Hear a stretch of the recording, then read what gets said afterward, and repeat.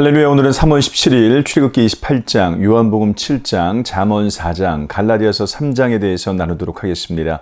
출애굽기 28장에는 주로 제사장의 옷에 관한 지침이 나와요. 제사장의 옷의 핵심은 거룩한 옷이 되어야 한다는 것이죠.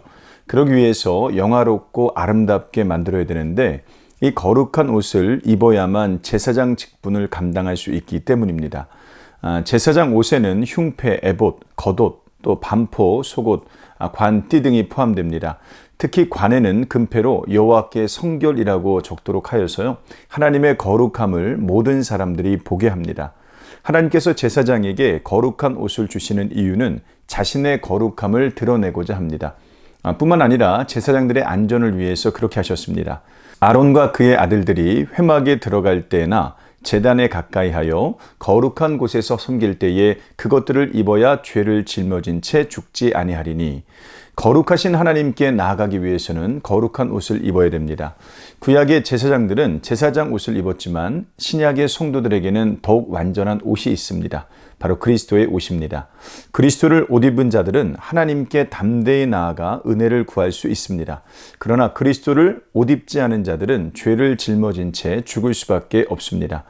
요한복음 7장에는 그와 같은 사람들이 나와요. 예수님에 대한 소문이 파다하게 퍼졌습니다.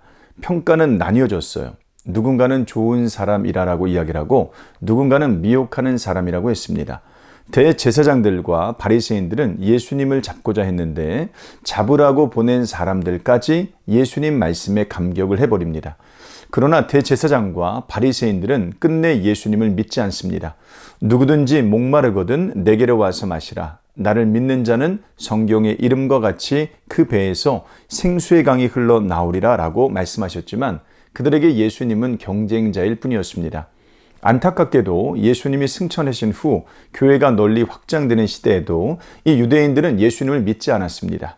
오히려 그리스도의 복음에 유대교 신학을 섞으려고 했죠. 갈라디아서 3장에서 바울은 이것이 얼마나 위험한 시도인지를 잘 가르칩니다. 성령은 율법의 행위로 찾아오지 않고 듣고 믿음으로 찾아옵니다. 율법을 행하는 자는 율법 안에서 살아야 됩니다. 율법을 통해서 의를 얻어야 합니다. 하지만 그럴 수 있는 사람이 없습니다. 그러므로 우리는 아브라함이 그렇게 하였듯이 오직 믿음으로 살아야 됩니다. 믿음이 온 후에는 더 이상 율법 아래에 매여 있을 필요가 없습니다. 너희가 다 믿음으로 말미암아 그리스도 예수 안에서 하나님의 아들이 되었으니 누구든지 그리스도와 합하기 위해서 세례를 받은 자는 그리스도로 옷 입었느니라. 26절로 27절까지 말씀이에요. 믿음으로 그리스도 안에 있는 자들이 아브라함의 참된 자손입니다. 잠언 4장은 마음을 강조해요. 모든 지킬 만한 것 중에 더욱 내 마음을 지키라. 생명의 근원이 이에서 남이니라. 23절 말씀이죠. 행위의 열매도 중요하지만 행위의 뿌리는 더 중요합니다. 행위의 뿌리는 마음입니다. 정확히 말하자면 믿음이 심어진 마음을 말합니다. 믿음이 심어진 마음입니다.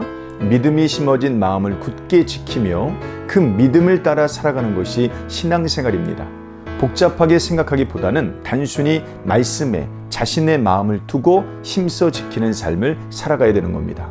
오늘 하루도 이런 삶을 사시기를 주님 이름으로 축복합니다. 고맙습니다.